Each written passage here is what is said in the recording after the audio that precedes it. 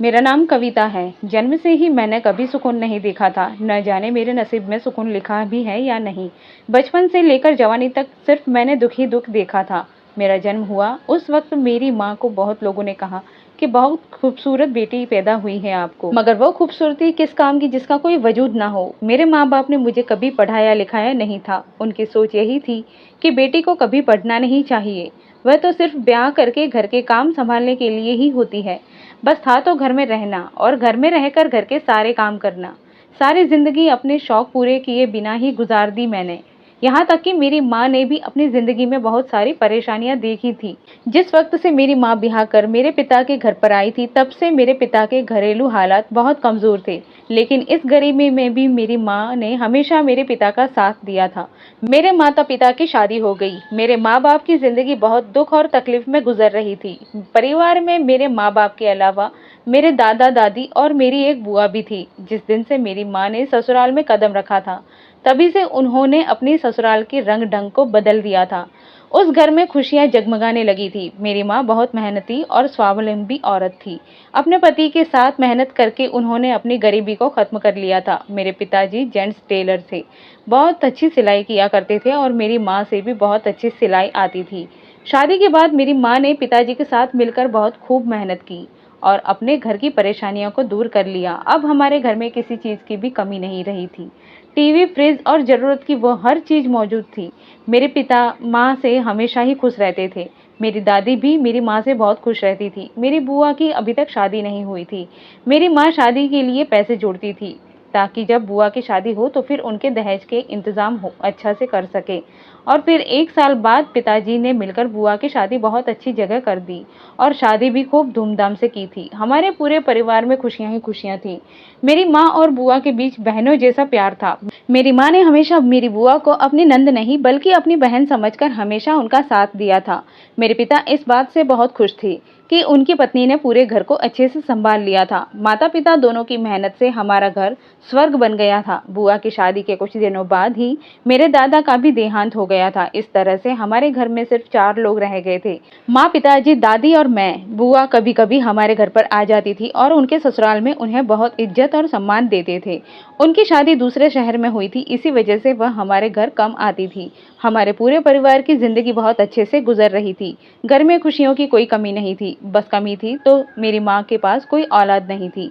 मेरी माँ की शादी को 5 साल हो गए थे, लेकिन मेरी माँ ने कभी उम्मीद नहीं छोड़ी थी। मेरे पिता का कहना था अगर औलाद हो जाती है तो ठीक है, नहीं हुई तो कोई बात नहीं, हम एक दूसरे के लिए काफी हैं। कभी मेरी दादी ने भी मेरी माँ को औलाद ना होने का ताना नहीं दिया था, क्योंकि मेरी माँ ने हमेशा मेरी दादी को अपनी सगी माँ की तरह ही समझा था।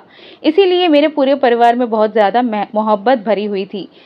सब एक दूसरे से बहुत प्यार करते थे। कुछ दिनों बाद पता चला कि बुआ भी प्रेग्नेंट है, लेकिन अभी तक मेरी माँ की गोद सुनी थी। अब मेरी माँ को औलाद की कमी महसूस होने लगी थी। मेरी माँ ने औलाद के लिए मिन्नतें मांगी, दवाइयाँ करवाई। फिर अचानक एक दिन मेरी माँ की तबीयत अचानक बिगड़ने लगी। जब माँ को डॉक्टर के पास ले जाया गया तो डॉक्टर ने बताया कि ये प्रेग्नेंट है। यह सुनते ही हमारे घर में खुशियां ही खुशियां आ गई थी। माँ के प्रेग्नेंट होने के बाद तो पिताजी ने माँ को अपने पलकों पर बिठाकर रख लिया था। पिताजी माँ का दिन रात ख्याल रखने लगे थे। टाइम से उनको अपने हाथों से खाना खिलाते थे और उनकी दवाइयाँ का भी हमेशा ध्यान रखते थे। दादी ने भी एक माँ की तरह अपनी बहू की सेवा की थी। और फिर मेरे माता पिता के घर एक बेटी पैदा हुई, जो कि मैं थी। मेरे पैदा होते ही जैसे हमारे घर में तो खुशियां दुगनी हो गई थी। हमारा पूरा परिवार बहुत खुश था और सबसे ज्यादा खुश मेरे पैदा होने पर मेरी माँ थी। मेरी माँ एक बहुत अच्छी औरत थी। मेरी दादी हमेशा मेरी माँ की तारीफ किया करती थी। मेरे जन्म पर मेरी बुआ भी हमारे घर पर दौड़ी दौड़ी आई थी और मेरे लिए बहुत सारे गिफ्ट भी लेकर आई थी। हमारा घर खुशियों से भर चुका था, लेकिन माँ ये नहीं जानती थी कि उनकी खुशियाँ कुछ ही दिनों की है, क्योंकि एक बार की बात है जब उन्हें एक भयानक बीमारी ने घेर लिया था। अचानक पिताजी को उनको देखकर बहुत घबरा गए थे और जब मेरी माँ को अस्पताल ले जाया गया तब डॉक्टर ने जवाब दे दिया था कि माँ की किडनी फेल हो गई थी। लेकिन फिर भी जब पिताजी ने माँ का इलाज करवाया और माँ को बचाने की हर मुमकिन कोशिश की, माँ के इलाज में काफ़ी सारा पैसा भी खर्च हो चुका था। जितनी खुशियाँ हमारे घर में आई थी, धीरे धीरे वह सारी खुशियाँ कम होने लगी। पिताजी पर तो जैसे परेशानियों का पहाड़ टूट पड़ा था। हॉस्पिटल का खर्चा ज़्यादा था और माँ की वजह से पिताजी अपने काम पर भी ज़्यादा ध्यान नहीं दे पा रहे थे। इसी वजह से हमारे जितने भी जमा पूंजी थी सारी माँ के इलाज पर लग गई थी। पिताजी ने माँ का इलाज 8 महीने तक करवाया, लेकिन जब फिर भी कोई असर नहीं हुआ तो माँ को दूसरे अस्पताल में दिखाया गया। वहाँ का खर्च तो और भी ज़्यादा था। तब मैं 11 महीने की थी और मेरी माँ बीमार पड़ी हुई थी। दादी ने मुझे संभालने के लिए बुआ को अपने घर पर बुला लिया था। बुआ ने मुझे और घर को अच्छे तरीके से संभाला हुआ था, जबकि मैं बचपन में बहुत रोती थी और बहुत ज़्यादा परेशान करती थी। इसी वजह से बुआ मुझसे बहुत तंग आ गई थी। माँ की हालत तो दिन ब दिन खराब होती चली जा रही थी। उनकी तबीयत में कोई सुधार नजर नहीं आ रहा था। दूसरे अस्पताल में इलाज होते हुए भी माँ को 1 महीना गुजर गया था। पिताजी ने काफ़ी सारे डॉक्टर से माँ का इलाज करवाना चाहा, लेकिन हर डॉक्टर ने इनकार ही कर दिया था। आखिर में जब हार मानकर पिताजी माँ को घर लेकर आ गए। माँ के घर आने के 3 दिन के बाद ही माँ इस दुनिया को छोड़कर चली गई। हमारे घर पर तो जैसे दुखों का पहाड़ टूट पड़ा था। जितनी भी खुशियाँ थी सारे गम में बदल गई थी। मेरी माँ इतनी अच्छी थी कि मेरे माँ का सदमा मेरे पिता और मेरी दादी के दिल पर बहुत बुरी तरह से पहुँचा था। उस टाइम मैं बहुत छोटी थी, इसीलिए मुझे अपनी माँ के मरने का दुख पता नहीं था, मगर मुझे अपनी माँ की ज़रूरत तो थी। बस अब समय हो चुका था मेरी ज़िंदगी की बर्बादी की शुरू होने का। मैं अपने बचपन से बहुत ज़्यादा खूबसूरत थी, जबकि खूबसूरती तो इंसान की पर्सनालिटी को और भी ज़्यादा बढ़ा देती है, मगर मेरी खूबसूरती ने तो मुझे इस तरह से बर्बाद किया था जो मुझसे बर्दाश्त नहीं हो पा रही थी। मेरी माँ के मरने के बाद मेरी ज़िंदगी के बुरे दिन शुरू हो गए थे। जब तक मैं बच्ची रही कुछ ना समझी, लेकिन धीरे धीरे जैसे बड़ी होती चली गई तो मेरी ज़िंदगी ने मेरे लिए ऐसी आजमाइश लाकर रख दी जो मेरे लिए नाकाबिले बर्दाश्त थी। माँ के मरने के बाद मेरी बूढ़ी दादी ने मुझे संभाल नहीं पा रही थी। माँ के मरने के सदमे से उन्हें अंदर से तोड़कर रख दिया था और पिताजी तो बिल्कुल खामोश हो गए थे। मेरी बुआ कुछ दिन तक तो मुझे संभालती रही, मगर उन्हें भी अपने घर जाना था। कुछ दिन बाद वह अपने घर चली गई। उनका घर दूसरे शहर में था, इसीलिए उनका आना जाना बहुत मुश्किल हो रहा था। जब मैं अपनी दादी और अपने पिता के पास अकेली रह गई थी। दादी और पिताजी मुझे संभाल नहीं पा रहे थे, क्योंकि मुझे माँ की ज़रूरत थी। जो सारे काम माँ कर सकती है वो कोई नहीं कर सकता। मैं बहुत रोती थी और मुझे संभालना उन दोनों के बस के बाहर होता जा रहा था। आस पड़ोस के लोग दादी को यही राय देते थे कि तुम अपने बेटे की दूसरी शादी कर लो। जब पिताजी से इस बारे में बात करती थी तो पिताजी दूसरी शादी के लिए राजी नहीं होते थे। लोग ऐसी राय सिर्फ मेरी वजह से देते थे, क्योंकि हालात ही ऐसे बन गए थे और पिताजी दूसरी शादी करने के लिए मान नहीं रहे थे। मैं बहुत छोटी थी और मुझे संभालना उन दोनों के बस की बात नहीं थी। लोगों का कहना था कि अगर आपका बेटा दूसरी शादी कर लेगा तो आपके बेटे को हमसफर भी मिल जाएगी और इस छोटी सी बच्ची को वापस से अपनी माँ भी मिल जाएगी। इसी तरह से आपको भी घर में काम करना पड़ता है। जब घर में बहू आ जाएगी तो वह घर का सारा काम भी संभाल लिया करेगी। यही सब बातें सोचते हुए दादी ने भी पिताजी को मनाने की बहुत कोशिश की। फिर जब पिताजी भी अपनी माँ के कहने पर बहुत ज्यादा तंग हो गए तो उन्होंने दूसरी शादी के लिए हाँ कर दी। पिताजी के लिए ऐसे रिश्ते की तलाश थी। शादी करने वाली लड़की या तो वह तलाकशुदा हो या फिर विधवा हो और उसके पास कोई और औलाद ना हो। फिर भी कुछ दिन बाद मेरी दादी की सहेली हमारे घर आई थी। उन्होंने मेरी दादी को एक ऐसी लड़की का रिश्ता बताया कि वो लड़की विधवा थी। उनकी शादी सिर्फ 6 महीने बाद वो विधवा हुई थी। ऐसा रिश्ता पिताजी के लिए मिल ही गया और उससे पिताजी की शादी कर दी गई। दादी ने सोचा कि इस औरत का भी दोबारा से घर बस जाएगा और वह मेरी कदर भी करेगी, क्योंकि वो पहले से बे औलाद थी। बस यही सोचकर दादी ने एक विधवा औरत के साथ मेरे पिता की शादी करवा दी और मुझे मेरी दूसरी माँ मिल गई थी। मेरी दूसरी माँ का नाम नीलम था। जब पिताजी की शादी हुई तो मैं 1 साल की हो चुकी थी। वह उम्र में मेरे पिता से 3 साल छोटी थी और देखने में काफ़ी समझदार भी लगती थी। दादी ने सोचा कि ये औरत घर की जिम्मेदारियां अच्छे से संभाल लेगी। शादी के पहले दिन ही दादी ने मुझे उनकी गोद में लाकर डाल दिया था और कहने लगी कि आज से ये तुम्हारी बेटी है और तुम इसकी माँ हो। तुम्हें इसका हमेशा ख्याल रखना होगा और इसे हमेशा सगी माँ बनकर प्यार करना है। इस तरह से मेरी दूसरी माँ ने मुझे अपनी औलाद बनाकर पाला। मेरे पिता की दूसरी शादी को 4 साल हो गए थे, लेकिन अभी तक उनके पास कोई औलाद नहीं थी। मेरी माँ ने हमेशा मेरा ख्याल रखा था, बल्कि मेरी परवरिश अपनी सगी औलाद की तरह की थी। वह घर की जिम्मेदारियां भी अच्छे से उठा रही थी। दादी को लगता था जैसे उन्होंने पिताजी की दूसरी शादी करवाकर बहुत अच्छा फैसला किया, लेकिन ऐसा सिर्फ तब तक ही मुमकिन था जब तक दूसरी माँ के पास अपनी कोई औलाद नहीं थी। लेकिन जैसे ही मैं 6 साल की हुई तो पता चला कि मेरी दूसरी माँ भी प्रेग्नेंट है। अपने बच्चे के आने की खुशी किसको नहीं होती, नीलम्मा को बहुत ही। 9 महीने का वक्त कैसे गुजरा कैसे नहीं, ये तो मैं भी नहीं जानती, मगर जैसे ही दूसरी माँ की गोद में उनकी अपनी औलाद आ गई, तभी से ही उन्होंने मुझे रिजेक्ट करना शुरू कर दिया था। वह मुझसे खिंची खिंची रहती थी। आखिर वह एक बेटे की माँ थी। उन्होंने एक बेटे को जन्म दिया था। अब वह मेरे लिए दूसरी माँ नहीं, बल्कि अब मेरे लिए वह सौतेली माँ बन चुकी थी, क्योंकि उन्होंने सौतेली माँ बनने वाले रूप दिखाने शुरू कर दिए थे। उन्होंने बेटा पैदा किया था, इसीलिए उन्होंने मुझे अहमियत देनी कम कर दी थी। हमेशा मुझे इग्नोर किया करती थी। अब मुझे दादी ही संभाला करती थी, और मेरी दूसरी माँ भी हमेशा अपने बेटे को प्यार करती रहती थी। पिताजी अपने काम से जैसे ही फ्री होते थे, बस अपने बेटे को गोद में लेकर घूमने निकल जाते थे। उन्होंने मुझ पर से अपना ध्यान हटा लिया था, और मैं चुपचाप पिताजी को देखती रहती थी। मेरा भी दिल चाहता था कि मेरे पिताजी मुझे भी घुमाने लेकर जाया करें, लेकिन न जाने क्यों उन्हें अपने बेटे के आगे मैं दिखाई नहीं देती थी। इसी एहसास ने मुझसे मेरा बचपन छीन लिया था। बस एक दादी ही बची थी जो मुझसे प्यार करती थी और मेरा ख्याल रखती थी। मैंने भी दादी को ही अपना सब कुछ मान लिया था, और हमेशा अपनी दादी के पास रहती थी। दादी मुझे तैयार करके स्कूल भेजती थी, और मेरे खाने पीने का कभी ध्यान रखती थी, क्योंकि एक दिन दादी ने माँ से भी कहा था कि कविता का भी ख्याल रखा करो, आखिर वह भी तुम्हारी औलाद है, छोटी है, उसके दिल पर यह सब कुछ देखकर एहसास होता है। तुम अपने बेटे से प्यार करती हो और कविता को सौतेला होने का एहसास दिलाती हो। ये बात सुनकर सौतेली माँ ने साफ साफ कह दिया कि मैं जितना ख्याल रखना था मैंने रख लिया। अब मैं अपने बेटे का ख्याल रखूंगी, और मैं किस किस तरफ को देखूं, घर भी संभालती हूँ, अपने बच्चे को भी संभालती हूँ। अब आप चाहती हो कि मैं कविता को भी संभाल लूं, ये मुझसे नहीं होगा। ये बात सुनकर दादी शांत हो गई थी।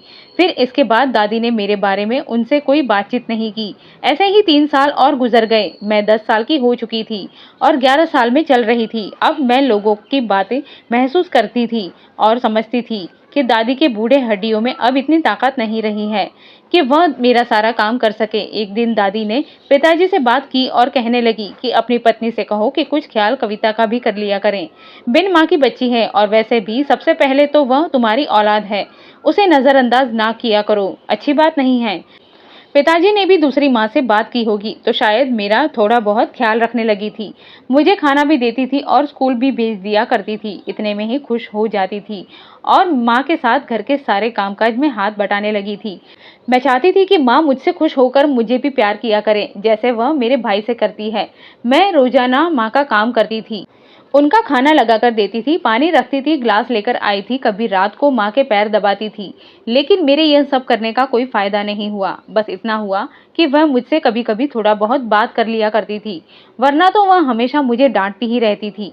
मैं तो बस प्यार की भूखी थी। मुझे माँ का थोड़ा सा प्यार चाहिए था, मगर मैं सारी जिंदगी के उनके प्यार के लिए तरसती रही थी। धीरे धीरे वक्त गुजरता चला जा रहा था और मैं 5वीं क्लास में पहुंच गई थी। माँ ने पिताजी से कहकर मुझे घर बिठा लिया, मेरी पढ़ाई छुड़वा दी। कहने लगे कि अब हम इसकी पढ़ाई का पूरा खर्च नहीं उठा सकते हैं, मुझे अपने बेटे को भी पढ़ाना है। बस तुम्हारी बेटी ने बहुत पढ़ लिया, लड़कियों के लिए इतनी पढ़ाई ही काफ़ी होती है। लेकिन मैं तो और पढ़ना चाहती थी, और आस पड़ोस के लोगों के बच्चों को देखती थी जो रोज स्कूल जाते थे और अच्छे से स्कूल में पढ़ते थे, जबकि मैं तो सरकारी स्कूल में पढ़ा करती थी। माँ का असल मकसद ये नहीं था कि मेरी फीस के पैसे जाते हैं, असल मकसद तो ये था कि वह मुझसे घर के कामकाज लेना चाहती थी। सारा दिन मुझे घर के काम करवाना चाहती थी। वह चाहती थी कि मैं पढ़ाई लिखाई से अपना ध्यान बिल्कुल हटा लूं और घर के कामों में बिजी हो जाऊं। इसीलिए पिताजी ने मुझे घर बिठा लिया।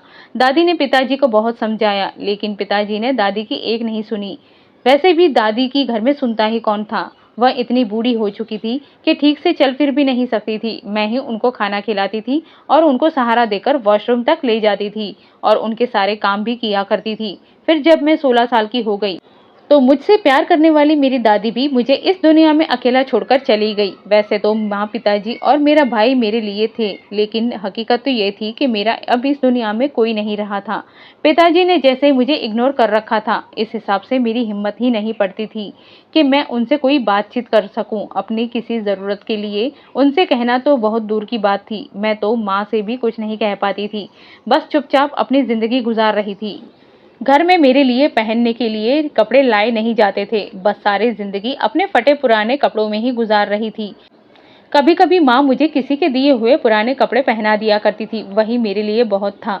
खाना पका पकाया मिल जाता था। बाकी घर के सारे कामों के लिए माँ मुझे आवाज लगाती रहती थी। मेरी पढ़ाई लिखाई छुड़वा दी। तभी से ही माँ ने घर के सारे काम मुझ पर डालना शुरू कर दिए थे। पहले तो वह थोड़ा बहुत काम भी कर लिया करती थी, लेकिन अब तो उन्होंने वह भी करना छोड़ दिया था। अब सारी जिम्मेदारी मुझ पर ही आ गई थी। माँ पढ़ी लिखी नहीं थी, इसीलिए वह चाहती थी कि उन्हें घर में झाड़ू बर्तन करने के लिए कोई नौकरी मिल जाए, क्योंकि अब कमाने वाले पिताजी भी इस दुनिया में नहीं रहे थे और घर में परेशानी हो चुकी थी। खाने के लिए भी पैसे नहीं थे। 2 दिन माँ लोगों के घरों में जाकर नौकरी की तलाश की कि उन्हें कोई नौकरानी के तौर पर अपने घर में काम दे दे। एक दिन माँ को बहुत बड़े अमीर के घर में नौकरी मिल गई थी। माँ ने उस घर में नौकरानी का काम करने के लिए जाना शुरू कर दिया था। जिस आदमी के घर वह नौकरी पर जाया करती थी, वह शहर का सबसे बड़ा बिजनेसमैन था। उसकी बूढ़ी माँ थी और वह दोनों भाई थे, जिन्हें घर में काम करने के लिए बहुत सारे नौकरों की जरूरत थी। काफी सारे नौकर तो उनके घर में पहले से ही मौजूद थे, लेकिन अब जबकि उनकी माँ बीमार हो चुकी थी, इसीलिए उन्हें एक औरत की जरूरत थी जो कि उनकी माँ का ख्याल रख सके। मेरा छोटा भाई चौथी क्लास में पढ़ रहा था। माँ को अपने बेटे की पढ़ाई लिखाई की बहुत चिंता रहती थी। वह चाहती थी कि उनका बेटा पढ़ लिख कर बहुत बड़ा आदमी बने, इसीलिए वह नौकरी करने के लिए तैयार हो गई थी और अपनी बेटी की फीस भी जमा कर देती थी। वह जानती थी कि अगर नौकरी पर चली जाएगी तो उनके बेटे का ध्यान कौन रखेगा। इसीलिए उन्होंने अपने बेटे को अपने मायके भेज दिया और हर महीने वह उसकी फीस भी भेज दिया करती थी और उसके लिए थोड़े पैसे भी भेज दिया करती थी। इसी तरह से उनके मायके वालों ने उनके बेटे को अपने पास रख लिया और उसकी परवरिश की जिम्मेदारी ले ली। अब तो माँ नौकरी पर चली जाती थी और घर में मैं अकेली रह जाती थी। माँ सुबह का नाश्ता करके काम पर जाती थी और शाम को वापस लौटती थी। मैं सारा दिन घर के कामों में बिजी रहती थी। कभी सफाइयाँ करती तो कभी किचन देखने लग जाती थी, कभी कपड़े धो डालती थी तो कभी आंगन में रखे पौधों की देखभाल करने लग जाती थी। मैं चाहती थी कि माँ को घर की हर चीज साफ सुथरी नजर आए और कोई काम न करना पड़े, क्योंकि वो अपने और हम दोनों भाई बहन के लिए ही तो नौकरी पर जाने लगी थी। काम से वापस आते समय वह उस घर से बचा हुआ खाना भी लेकर आई थी और हम दोनों माँ बेटी वह खाना खाकर सो जाते थे। माँ पहले भी मुझसे कम ही बात किया करती थी, मगर जब से उन्होंने काम पर जाना शुरू कर दिया था, तब से तो उन्हें मुझसे बात करने का मौका ही नहीं मिलता था। रात को जब माँ बिस्तर पर लेट जाती थी तो मैं उनके पैर दबाती थी ताकि वह सुकून से सो सके। माँ सो जाती थी और मैं उनके पैर दबाती रहती थी। जब मुझे नींद आने लगती तब मैं भी सो जाया करती थी। सुबह को मैं जल्दी जग जाया करती थी। माँ को काम से मिलने वाले पैसे को तो वह बैंक में जमा करवा देती थी ताकि उनके बेटे की पढ़ाई लिखाई में काम आ सके, और खाने पीने के लिए तो वह बंगले से ही वहां का बचा हुआ खाना लेकर आई थी और इसमें जो बच जाता था वह अगले दिन दोपहर को मैं खा लिया करती थी, क्योंकि माँ कहती थी कि अगर घर में खाना पकाएंगे तो सारे पैसे इसी में लग जाया करेंगे। तो मैं पहले से ही माँ की हर बात को अच्छे से मानती थी। ऐसे ही माँ को बंगले में काम करते हुए 6 महीने गुजर गए थे। कुछ दिनों बाद पता चला कि घर की बड़ी मालकिन का देहांत हो गया, यानी कि जिस औरत को मेरी माँ सेवा करती थी वह अब इस दुनिया में नहीं रही और वहाँ काम और भी ज्यादा बढ़ने लगा। इसी वजह से माँ ने अपने साथ मुझे भी बंगले में ले जाना शुरू कर दिया था। वहां पर लोगों का आना जाना और काम बहुत ज्यादा थे। कुछ दिन तक तो मैं अपनी माँ के साथ वहां पर आती जाती रही, मगर वहां सबसे अजीब बात मुझे यह लगी कि उस घर का जो बड़ा बेटा था वह मुझ पर गंदी निगाह रखने लगा था, यानी कि वही आदमी था जो शहर का बहुत बड़ा बिजनेसमैन था। सारा बिजनेस और घर उसके ही नाम पर था। कहने को तो वह छोटा भाई भी था, मगर वह पढ़ाई कर रहा था, इसीलिए उसने अभी बिजनेस में अपना ध्यान नहीं लगाया था। मैं जब चाय लेकर उसके कमरे में जाती थी तो कभी बहाने से वह मेरा हाथ पकड़ लिया करता था, कभी मुझसे बात करने की कोशिश किया करता था। मैं उसकी गंदी नजरों को हमेशा पहचानती थी, मगर मैं मजबूर थी। माँ की वजह से बंगले में जाती थी और काम करती थी। यह सब कुछ मेरी माँ की वजह से हो रहा था। आखिर उन्होंने अपने आप को इस तरह से कर लिया था कि मैं चाहकर भी उन्हें अपनी परेशानी नहीं बता सकती थी। बंगले में काम करते हुए मुझे 15 दिन गुजर चुके थे। इस दिन तो बड़े साहब ने हद कर दी थी। जब मैं सुबह का नाश्ता लेकर उनके कमरे में गई तो झटके से उन्होंने मेरा हाथ पकड़ लिया और कहने लगे कि कविता, तुम मुझे बहुत खूबसूरत लगती हो, तुम अगर मेरी बन जाओ तो इस घर की रानी बनकर रहोगी। मैंने बड़ी मुश्किल से अपना हाथ छुड़ाया और उनके कमरे से भाग आई थी।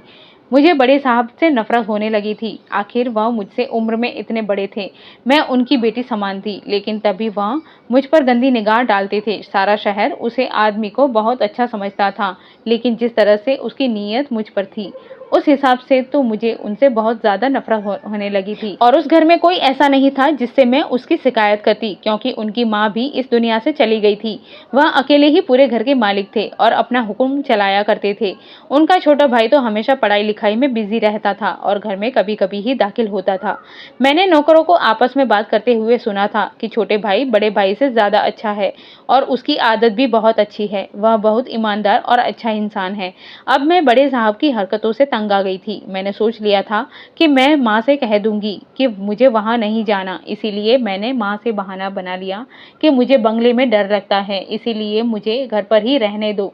माँ मेरी बात मान गई और अकेले ही बंगले पर काम करने के लिए जाने लगी, मगर मुझे नहीं मालूम था कि कुछ दिन में मुझ पर एक कयामत टूटने वाली है। कुछ ऐसा हुआ कि एक दिन माँ रात को जब घर वापस आई तो उनके साथ हवेली के 2 नौकर भी साथ आए थे, जो बहुत बड़े बॉक्स लेकर आए थे और वह बॉक्स बहुत भारी थे। माँ ने वह बॉक्स अंदर रखवाया और उनको वापस भेज दिया। इसके बाद माँ ने मुझे आवाज़ दी और कहने लगी कि एक बॉक्स में कपड़े हैं, इसको अंदर रख दो और दूसरे बॉक्स में खाने का सामान है, यह सारा सामान किचन में रख दो। मैंने ऐसा ही किया जो मुझसे माँ ने कहा था, लेकिन मेरे दिमाग में बार बार एक ही बात आ रही थी कि ये सामान यहाँ पर क्यों आया है और वह भी इतना ढेर सारा। माँ ने बताया कि ये सब सामान उन्हें बड़े साहब ने भिजवाया है और माँ की सैलरी भी बढ़ा दी है। ये सुनकर मैं खुश हो गई थी, मगर मेरा दिल अजीब तरह से घबराने लगा था। मुझे समझ नहीं आ रहा था कि अचानक बड़े साहब माँ पर इतना मेहरबान क्यों हो रहे हैं। फिर 2 दिन बाद उसकी मेहरबानी की पोल खुल गई थी। जब माँ बंगले से काम करके लौट रही थी तो उनके साथ 2 नौकर आए थे, जिनके हाथ में बहुत सारे बैग थे। वह सारा सामान घर पर रखकर चले गए थे। माँ ने मुझे आवाज़ दिया और कहने लगी कि सारा सामान अंदर रख दो, इस बैग में सारे कीमती कपड़े हैं और एक बैग में कुछ जेवर भी हैं और इस बैग में मिठाई और फल है, ये तुम खा लेना। वैसे तो ये सारा सामान स्पेशली तुम्हारे लिए है, लेकिन मैं इतने टाइम से तुम्हें खिला रही हूँ, इसीलिए सब कुछ मेरा हो गया। माँ की इस तरह की बात सुनकर मैं चौंक गई थी। मैंने सवाल किया, माँ ये सब कुछ मेरे लिए क्यों आया है? तो माँ ने बताया कि बड़े साहब तुमसे शादी करना चाहते हैं और मैं उनसे हाँ करके आई हूँ। ये सुन के तो मेरे पैरों तले से ज़मीन निकल गई थी और मैं हैरान रह गई थी कि आखिर ये क्या कर दिया माँ ने। लेकिन अब जबकि माँ हाँ करके आई थी, इसीलिए मैं उनके फैसले को टाल नहीं सकती थी। मैं समझ गई थी कि बड़े साहब ने मुझसे शादी करने के लिए माँ को खूब लालच दिया है। 2 दिन बाद ही मेरी बड़े साहब से शादी कर दी गई। इतने बड़े बंगले में बड़े साहब के अलावा कोई और नहीं रहता था। बड़े साहब ने बदले में माँ को इतने पैसे दिए थे कि उन्होंने वहाँ पर नौकरी करना ही छोड़ दिया था। वह हर महीने माँ को भारी रकम दे दिया करते थे। इसी तरह से मुझे बड़े साहब के हाथ बेच दिया गया था। कभी कभी घर में छोटे साहब भी आया करते थे। उनके माँ बाप मर चुके थे, इसीलिए वह ज़्यादा समय घर में नहीं रुकते थे। मेरी शादी जबरदस्ती बड़े साहब से कर दी गई थी। मैं सारा दिन रोती रहती थी, मगर कुछ फ़ायदा नहीं हुआ। एक दिन बड़े साहब ने मुझे खुद अपने मुंह से बात बता दी कि तुम्हारी माँ को मैंने तुम्हें खरीदने के लिए बहुत सारे पैसे दिए थे और हर महीने मैंने तुम्हें उन्हें पैसे देने का वादा किया है। उनकी ये बात सुनकर मुझे हैरत नहीं हुई थी, क्योंकि मैं पहले से ही ये जानती थी कि ऐसा ही हुआ होगा। माँ के काम छोड़ने की वजह और उनके पास इतने सारे पैसे होने पर मैं समझ गई थी कि मुझे बेचा ही गया था। मैं तो बस रो रही थी, किसी से कुछ नहीं कह सकती थी। बड़े साहब वह इंसान थे जिसे अय्याशी के सिवा कुछ नहीं आता था, और मुझे तो बंगले में जाने के बाद पता चला कि वह हर रात नई औरत को अपने साथ लेकर आते हैं और इस्तेमाल करने के बाद उसे सुबह उसके घर रवाना कर देते हैं। मुझे भी उन्होंने सिर्फ अपने एक शौक के लिए ही रखा था। बस फ़र्क इतना था कि उन्होंने मेरी ज़िंदगी शादी करके ख़राब कर दी थी। बड़े साहब रोज़ रात को घर में देर से आया करते थे और शराब पीकर घर में दाखिल होते थे। वह नशे में धुत होते थे। सारी रात और वह क्लब में ही गुजार दिया करते थे। अगर मैं उनसे कोई सवाल करती तो मुझ पर हाथ छोड़ दिया करते थे और मुझे इतना मारते थे कि मैं बुरी तरह से जख्मी हो जाती थी। इन सब हरकतों की वजह से मुझे बड़े साहब से और भी ज़्यादा नफरत होने लगी थी। शादी करने के बाद उन्होंने मेरी ज़िंदगी को इस तरह से तबाह कर दिया था कि मैं कहीं और भी नहीं जा सकती थी। ना जाने क्यों उन्होंने मुझसे शादी की थी। मैं समझ गई थी कि उन्होंने सिर्फ मेरा इस्तेमाल करने के लिए मुझसे शादी की थी। मैं बहुत खूबसूरत थी और कम उम्र की थी। बस इसी बात का फ़ायदा उठाना वह चाहते थे। शादी के 2 महीने बाद मुझे पता चला कि मैं प्रेग्नेंट हूँ। ये बात जब बड़े साहब को पता चली तो उन्हें बहुत खुशी हुई, क्योंकि अब उनको उनका वारिस मिलने वाला था। मगर मैं खुश नहीं थी। मैं चाहती थी कि मैं ऐसे शख्स को वारिस दूँ जो उसे भी अपने जैसा बना देगा और उस बच्चे की ज़िंदगी बर्बाद कर देगा। मगर मैंने अपनी ज़िंदगी में हालत से समझौता करने के अलावा कुछ भी नहीं सीखा था। मेरी मजबूरियों ने हमेशा मुझे खामोश करके रख दिया था, और जो फैसला माँ ने मेरे लिए किया था उसने तो मेरी ज़िंदगी बदल कर ही रख दी थी। कुछ दिन गुजरने के बाद बंगले में मेरा देवर आ गया। वैसे भी वह कभी कभी घर में रुकने के लिए आ जाता था। अब वह लॉयर बन चुका था, इसीलिए उसने दूसरे शहर में आना जाना लगा रहता था। वह उलझा हुआ और बहुत समझदार इंसान था और बहुत ईमानदार था। वह हमेशा हक के लिए लड़ना जानता था, लेकिन उसको मेरे बारे में नहीं पता था कि मैं कौन हूँ और किस तरह से मेरी शादी उसके भाई से हुई है। वह अपने तौर तरीके से नहीं लगता था कि वह मेरे पति का सगा भाई है। बड़े साहब ने मेरे लिए एक डॉक्टर रखे थे। वह हर हफ्ते मेरा चेकअप कर चाहते थे और मुझे दवाइयाँ दे जाते थे। कहते थे कि अपना ख्याल रखो और अपने खाने पीने पर ध्यान दो, परेशान मत हुआ करो। लेकिन परेशानी तो मेरे भाग्य में लिखी हुई थी। मेरे पति ने मेरी जरूरत की वह हर चीज घर में मौजूद कर दी थी, लेकिन खुद उसने कभी मुझे प्यार की निगाह से भी नहीं देखा था। हमेशा मुझ पर जुल्म करता था। लेकिन अब जबकि मैं माँ बनने वाली थी, इस वजह से उसने मुझ पर जुल्म करने थोड़े कम कर दिए थे। वैसे भी उसे सिर्फ अपने बच्चे से ही मतलब था, मगर वह अपनी अय्याशियों से पीछा नहीं छुड़ा सकता था। सारी सारी रात वह कमरे में बैठकर शराब पीता रहता था। मेरा देवर अपने भाई को समझने की बहुत कोशिश करता रहा, मगर वो उसकी एक नहीं सुनता था। आखिर इतनी शराब पीने का नतीजा ये निकला कि मेरे पति की तबीयत अब खराब रहने लगी थी। शराब पीने की वजह से उनकी सेहत दिन ब दिन खराब होती रही थी। एक दिन जब मेरे पति की तबीयत बहुत ज़्यादा खराब हो गई तो मेरे देवर उनको अस्पताल ले गए। अस्पताल लेकर जाने के बाद पता चला कि उनके फेफड़े शराब पीने की वजह से खराब हो गए। यह खबर बुरी थी, लेकिन मुझे इस खबर से कोई फर्क नहीं पड़ता था। पता नहीं क्यों, लेकिन मुझे अपने पति की ऐसी तबीयत के बारे में सुनकर बहुत सुकून मिला था, क्योंकि जिस इंसान से आपको नफरत हो और आप वहीं पर हुकूमत करें तो आपका जिंदगी जीना बेमतलब हो जाता है। ऐसा ही था मेरे साथ भी। जब से मेरी शादी हुई थी तब से लेकर आज तक उसने मुझे सिर्फ दुख और तकलीफ दिए थे। कभी उसने मुझे अपनी पत्नी नहीं समझा था, बल्कि वह तो मुझे कोई जानवर समझता था। जानवर समझ समझ कर ही मुझे रोज पीटता था और कभी कभी तो मुझे शराब पीने पर मजबूर भी कर देता था। अगर मैं शराब पीने से इनकार कर दिया करती थी तो सिगरेट से मेरे हाथ जलाता था। उस आदमी ने मुझ पर बहुत ज़्यादा जुल्म किए हैं। एक दिन जब मेरे देवर ने मुझे बताया कि डॉक्टर ने भैया को लाइलाज कर दिया है, तभी मैं कुछ नहीं बोली थी। और फिर एक दिन मैंने एक प्यारी सी बेटी को जन्म दिया था। मेरा पति तो कुछ सुनने और देखने की हालत में नहीं था। अब वह अपनी जिंदगी के आखिरी सांस ले रहा था। मैंने उसको अपनी बेटी की शक्ल तक नहीं दिखाई थी, क्योंकि उसे बेटे की चाहत थी। मुझे पता था कि मेरी बेटी की शक्ल देखते ही उसको मुझ पर गुस्सा आ जाएगा। लेकिन अब जबकि वह बीमार पड़ा हुआ था तो वह कुछ नहीं कर सकता था। एक दिन बड़े साहब ने मुझे अपने पास बुलाया और हाथ जोड़कर मुझसे माफी मांगने लगे। मेरे पति को ये बात पता थी कि अब उनकी जिंदगी का बहुत कम समय रह गया है। उन्होंने मुझसे कहा कि मैं तुमसे माफी मांगना चाहता हूँ। मैंने तुम्हारे साथ बहुत गलत किया और एक बार मुझे मेरी बेटी की सूरत दिखा दो। मैंने उनकी बेटी की शक्ल उनको दिखा दी। उसकी शक्ल देखते ही उन्होंने अपना दम तोड़ दिया। लेकिन आखिरी समय पर मुझे अपने पति की मौत पर दुख होने लगा था, क्योंकि वह सुधर गए थे और उन्होंने मुझसे माफ़ी भी मांग ली थी। लेकिन अब उसकी माफ़ी का कोई फ़ायदा नहीं था, क्योंकि उनको देर से समझ आई थी। इसीलिए मैं कुछ नहीं कर सकती थी। हाँ, लेकिन मुझे अपनी बेटी की फिक्र लगी रहती थी। मुझे पता था कि अब मेरी इस घर में कोई जगह नहीं है। इस बंगले से मुझे निकाल दिया जाएगा। माँ ने तो शादी करने का सौदा करने के बाद मुझे दोबारा अपने घर में कदम रखने से भी मना कर दिया था।